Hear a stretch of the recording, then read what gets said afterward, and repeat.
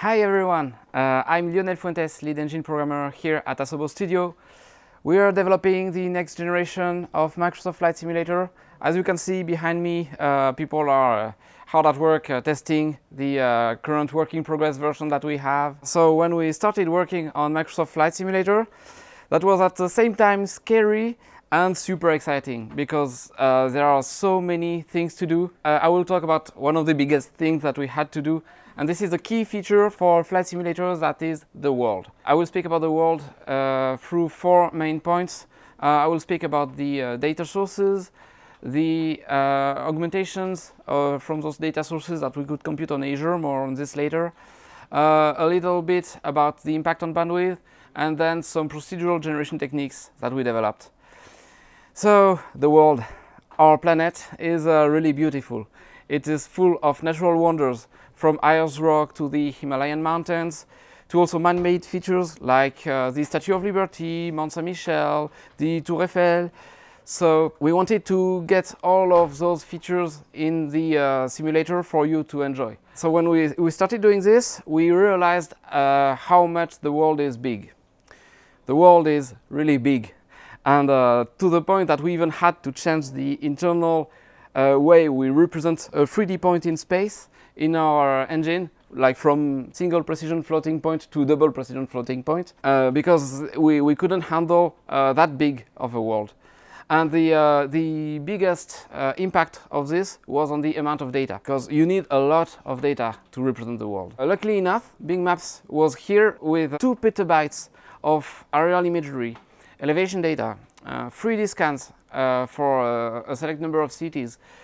So all of this data were there sitting ready for us to stream in the simulator. This allowed us to get all the airports in the world, which we estimate to more than 40,000, to get all the cities across the world, which we estimate to more than 2 million, to get all the roads in the world, to get all the mountains in the world. Basically, the entire world is there available for you to fly. Not only do you have the entire world, but it also matches the real world. And the big consequence for this is that now VFR flying is available for you everywhere. So for those of you that don't know what VFR means, it means visual flight rules, and it's a way of flying your aircraft by relying on visual cues in the environment, like where you see a given city or a given river. So for example, when in real life we do some piloting, and when in the DR400 we can see the Garonne River here and the city of Martillac there, we can deduce where we're going. The amazing thing is that now we can recreate this very experience right inside the simulator. So I encourage you, once you get the chance to try it, to fly over your house. So we got all those data, but then we needed really more data than that. The reason we needed those data is because we still didn't know where to place trees. We still didn't know what shape a building should have, and what color its roof should be, what is the type of roof over there. So in order to generate those additional data, we relied on Azure Cloud Computing.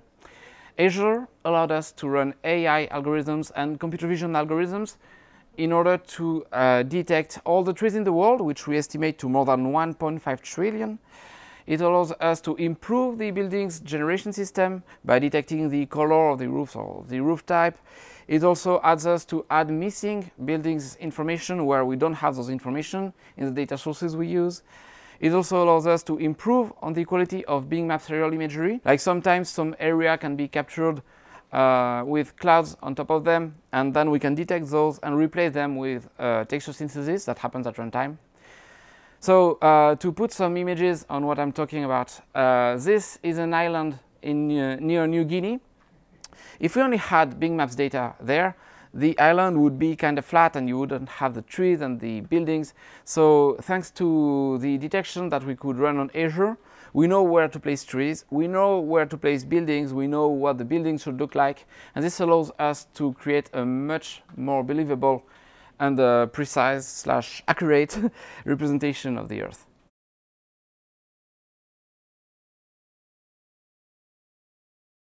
But what about the impact of my internet connection? Because at this point, you may be wondering, we are streaming all of those data, like Bing Maps data, Azure augmentation data. We represent the entire world. So what happens if I don't have high bandwidth available? What happens if even I have no internet connection at all? We ask ourselves this very question, and I'd like to answer it through three main points. The first one is that we do adaptive streaming. What this means is that we measure real-time the bandwidth you're using and adapt our bandwidth requirements according to this measure. The net result of this is that the better your bandwidth, the better your overall experience.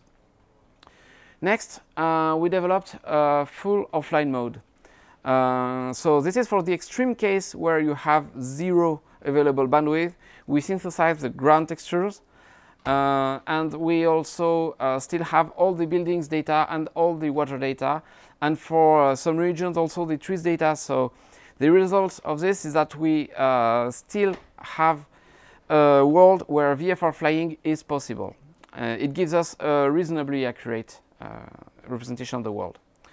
And the third point is that we can pre-cache arbitrary regions of the world. What this means here is that you can select regions of the world that you want to pre-cache, and you can access them in an offline setting while still having the same quality you would enjoy in an online setting. To put some images again on those words, I will show the three different quality levels that you can experience. First one here, offline mode. This is the Seattle area in offline, and as you can see, all the buildings are there, all the water information is there, and the city is recognizable. Second here is online Paris. So the majority of buildings here are being automatically generated, and you also have the water information, and it's a more accurate version of the world. And here again, VFR flying is possible. And third here is where we have the best quality. This is the city of New York. You may have recognized it. This is when we have photogrammetry data available in Bing Maps for more than 400 cities.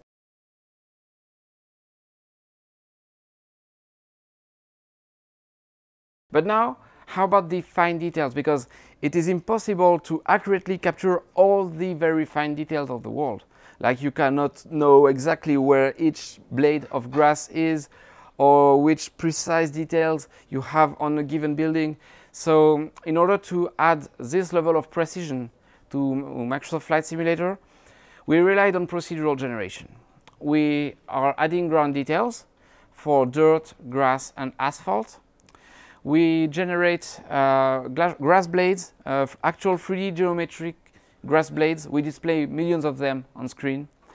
We also add water shading, up to the point that we even have the water affected by the wind, which creates waves on the water. We also add night lights, both along the roads and on the buildings. We also add details to the buildings, and all of this helps create a much more believable world. As you can see here, this is taken in Bretagne, France. And as you can see, you have the procedural grass being generated. You have those little houses that are generated. You also have those trees that are being generated procedurally. You also have the water shading for the sea. And it gives a much more realistic representation of the area. So this is it for the world of Microsoft Flight Simulator. We hope you really enjoy it as much as we do. Thank you very much.